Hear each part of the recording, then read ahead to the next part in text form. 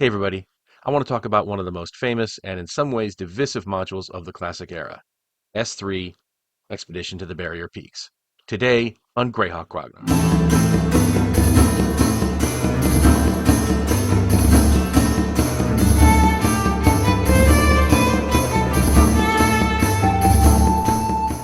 So S3, Expedition to the Barrier Peaks by Gary Gygax, came out in, 1991, at the real peak of first edition AD&D's popularity. It was based on the machine level from the original Castle Greyhawk, as well as they had a time in the original campaign when the characters were on the Starship Warden from Metamorphosis Alpha. So they had this kind of mix of technology and magic, and Gygax thought that would be a great idea for a module. So that's what we got this. Um, Technically, from a production standpoint, this thing is unbelievable. It's just off the hook. It's got multiple nested cover sheets in color with the maps because there's six different maps, and they're these ginormous cut sections of the ship. So for those who aren't aware or need a recap, the whole idea is that a spaceship has crash landed on the world of Greyhawk, on the Flanaess in the Barrier Peaks, which is right here. Um, and every once in a while, the stasis units in the ship shut down, and creatures that have been collected on the ship's voyage are released from stasis, and then they get kicked out of the ship, and then they roam around, you know, rampaging against around the countryside. And the PCs are sent in by the Duke of Jeff to take care of this thing. And that's a little bit where my hesitation comes from. Um, the bu- bu- bu- bu- bu- um, his high radiance Owen the third, if necessary. Okay, so he wants to send forth an army to lay waste to the place should your expedition not meet with total success. So basically, the PCs are sent in to figure out what's going on with all this and stop it, so that the monsters out of the spaceship don't keep rampaging around Jeff. And as a thing goes, I mean, you have the whole illustration book, which was something that they've done only in a few times back then. I think C1 actually did it first. I might be wrong. It might have been S1. Uh, but they have all these things where when you reach this point, show this to your players. And this one was unique, as far as I'm aware, because it also had color illustrations, which is really you know they went all out with the production on this thing. And it doesn't have a price tag on there, but I'm sure it was more expensive than the normal modules. But they have some really neat stuff in here. I mean, there's some things that have gone on to become completely iconic. The froghemoth made its debut here. The wolf in sheep's clothing, which is that alien plant that looks like a rabbit on a stump with tentacles, and then it just it ends up attacking you. I mean, this thing. This thing, the wolf in sheep's clothing. Some very iconic things in here. I mean, this picture on the cover of the illustration book with the mind flayer with a laser, and it's just it's just so cool. Um, but the module itself, I have some issues with, and not for the reasons you might think. I don't mind mixing sci-fi and fantasy as long as as long as it's one or the other, and then the other one is just kind of intruding. I'm okay with it. And there's going to be another video on this topic, which people who are watching this in the early access because they're members of the Patreon or members of the channel won't have seen it at the time that they're watching this. But the people who are watching this regularly, it will have dropped a couple Fridays ago. So yeah, timey-wimey shenanigans. So I don't mind fantasy and sci-fi mixing. Um, but what I don't like about the module is that there's no way for the PCs to complete the mission, right? Because this is just too big a dungeon for the PCs to stop all the monsters from coming out. And Another thing is there's really no goal when you're in here, right? The PCs go in, and it's a little hard to tell where they're supposed to go in, but they go in here.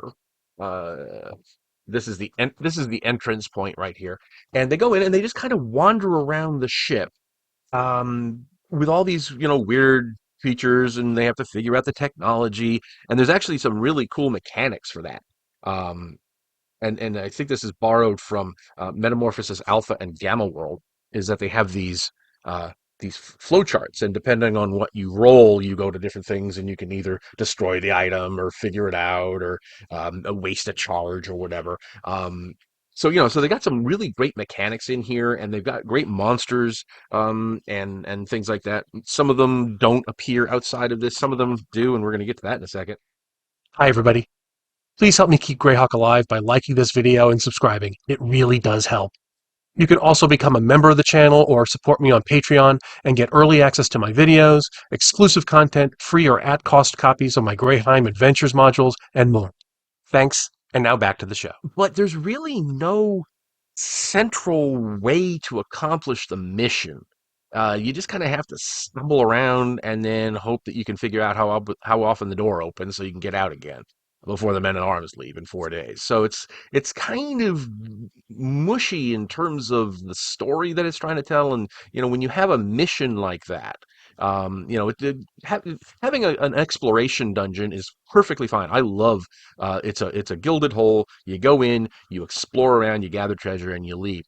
I'm fine with that concept. But this is different. This is that, but they also have a mission that they're supposed to accomplish, and there's no real clear way to accomplish the mission in the module. It's really obscure how they're supposed to do what they've been sent to do, which is to stop all these monsters from coming out.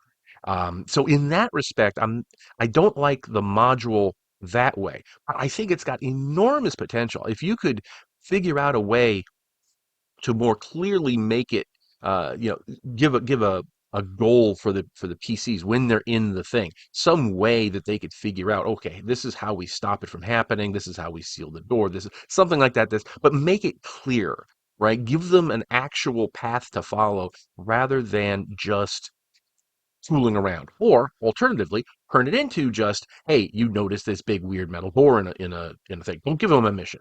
Right? Don't have the Duke send them anywhere. Just have them stumble upon this metal cave in the hills, in the mountains, and then they just go in and they start exploring. That I could see working a little better, just from a story standpoint, just from the setup. I think that's where I don't. That's where this doesn't gel for me. I've run it once or twice, and that's the key, I think, is that the setup doesn't match the layout of the module. And so from a perspective of material, the actual physical composition of the thing, it's gorgeous. It is absolutely first rate. It's got a ton of interesting new monsters, and it's got the technology that you can take out with you. With obviously they have limited shots, but I mean you can get a fire extinguisher and a an atmosphere analyzer and a language translator, and lasers and swimming gear and paralysis pistols and grenades and stuff. There's all kinds of cool stuff that your characters can have for a couple of months until the charges wear out. And it would be really cool to see them, how they deal with it and how they are reacted to when they use it. You could do a whole thing about, this is some strange kind of magic. Is there something wrong with this? You could have a lot of ramifications of using this sort of technology in a medieval, quasi medieval Renaissance setting. Um, so I think it's very doable that way, but it's just that the setup doesn't gel with the setting for me. Now there's another thing that's really weird in here, and this is really what gets me, is that you have a number of well, let me read you some of the setup here. Um, um, okay. Unfortunately for the inhabitants of the area, the cargo holds contained various alien fauna and flora, and the offloading freed these creatures from stasis. Some died immediately, some lived for a time, and a few species prospered and propagated. Um, Recently, another earthquake uncovered an upper airlock, and the tremor caused the same computer malfunction. So the worker robots once again cleared the lower cargo deck and periodically discharged more of the unwanted goods. So they're implying that the monsters that are in here have been in stasis, and that thus they were captured as specimens on other planets in another dimension. And that has a lot of ramifications that I'm not sure I'm comfortable with. There's a couple of them that say, "Oh, this thing wandered into the spaceship," right? There's like it was a stroll thing and it got caught in the fields of the ship. That's fine. That happened after the ship crashed. Um, but some of these things, I mean, it clearly implies that they weren't native to Earth when they came down here, and now that the only reason they're on Earth is because they were released from the ship. And I think things like new creatures that are introduced in here, like the Vegapygmy, the Froghemoth, the wolf in sheep's clothing, that would make a lot more sense for those creatures. Although later on they're found just about everywhere. But it you as the DM and the players for that matter are trying to figure out which creatures. How did like a Shidu get captured by them? Are there Shidu in all dimensions, and this ship just happened to capture a Shidu and put it in stasis, and then it went from some other planet to Earth, and then it was magically or accidentally revived out of stasis? I would love to have gotten a little more information about the origins of the creatures that they're encountering in here. Some of them it's obvious, but some of them they're normal D&D creatures, and the implication is that those creatures either arrived with this ship, which doesn't make a lot of sense to me narratively in terms of the world building. I mean, that means before the ship crashed 100 years ago or whatever, there weren't any Vegapignies or there weren't any uh, what's another one? Shriekers. There. So I don't think that works in here, and that implies that those creatures are found on not only Earth but a whole bunch of other planets, including in other universes where science rather than magic is dominant. And if you go from the alternate worlds rules in the back of Manual of the Planes, there's this whole sliding scale of materialism versus magic and so forth. So different different planes of existence, different alternate universes are going to have different things on the scale, and this ship has moved from one to the other. So it's a fascinating thing to tease out. Where did these things come from, and why did they? And if it came from a non-magical scientific universe, why is there a Shidu in stasis in here? There's all kinds of questions that I think, and normally I love those kinds of unanswered questions because it makes the DM think, it makes the PCs try to figure out what's going on. I would have liked a little more guidance because these are big questions that really impact world building across the entire multiverse.